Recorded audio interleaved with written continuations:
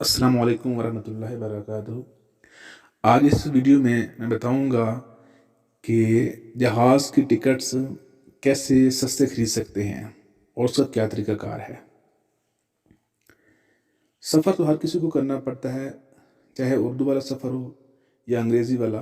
ताहम कहीं आने जाने के लिए जो सफ़र करते हैं हम उसकी बात कर रहे हैं, और उसमें जो टिकट्स हम लेते हैं तो वो कैसे हम सस्ता टिकट का इंतखाब करें। जैसे कि कोरोना वबा के असरात कम होते जा रहे हैं और ज़िंदगी तेज़ी से नॉर्मल हो रही है, और मुख्तलिफ़ ममालिक ने फ़्लाइट्स भी खोल दी हैं, जबकि अंदरून मुल्क भी जहाज़ पर सफ़र किया जा सकता है। सफ़र के लिए टिकट तो लेना ही पड़ता है, लेकिन आजकल ऑनलाइन टिकट काफ़ी मशहूर है, क्योंकि कहीं जाए बगैर कन्फर्म हो जाता है, और दूसरा इसके लिए कैश भी जेब में नहीं रखना पड़ता, बल्कि अकाउंट से बराह रास्त ट्रांसफ़र कर दिए जाते हैं। टिकट की बुकिंग के लिए एयरलाइन से बराह रास्त या थर्ड पार्टी यानी किसी वेबसाइट की वसात से भी सहूलत हासिल होती है।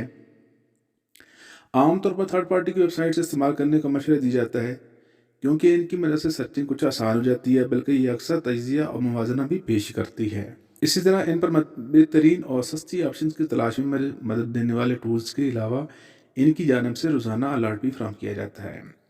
जबकि अगर किसी परवाज़ ने किसी ख़ास मौका पर टिकट सस्ते की हैं तो इनके बारे में बताया जाता है।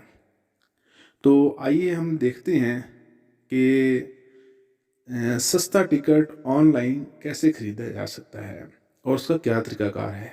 सबसे पहले करना क्या है कि आपने बजट एयरलाइन का इंतखाब करना है।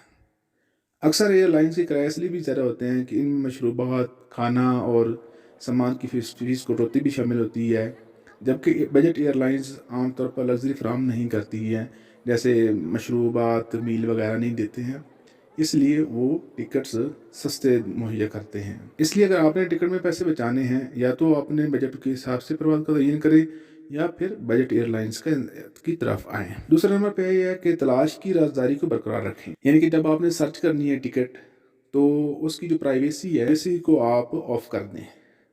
अक्सर एयरलाइंस के किराए इसलिए भी ज़्यादा होते हैं कि ज़्यादातर सर्च इंजन और वेबसाइट सार्फिन को मालूमात का रिकॉर्ड रखने के लिए कुकीज़ का इस्तेमाल करती हैं, जिससे कंपनीज को पता चलता है कि किसको कितना तलाश किया गया है और कितने टिकट्स ऑनलाइन लिए गए हैं। अगर ये सिलसिला तेज़ हो तो कंपनी किराया बढ़ाती है।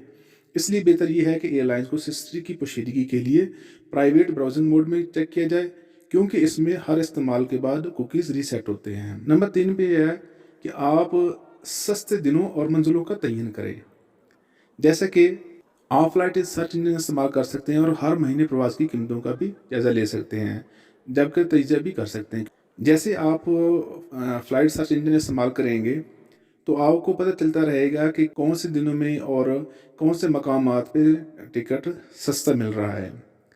तो अमूमी तौर पर जो देखा गया यह है कि पीर से जुमा तक हफ्ते के दिनों में कीमतें अमूमन सस्ती होती हैं और हफ्ते के आखिर में टिकट्स महंगे हो जाते हैं। लेकिन ये ज़रूरी भी नहीं है कि हर बार ऐसा ही हो, लेकिन कुछ ख़ास त्यौहार या अयाम आने पर यह सिलसिला मुतासिर भी हो सकता है। लिहाजा मुसाफिर को ऐसे तरीके तलाश करने की ज़रूरत है जो हफ्ते के दिन और इख्तिताम हफ्ता पर टिकट की कीमतों को मुआवजा करने में मदद करें। तो उम्मीद है आपको ये वीडियो हेल्पफुल साबित होगी। मज़ीद वीडियोस देखने के लिए हमारे चैनल को लाइक करें, सब्सक्राइब करें और शेयर करें।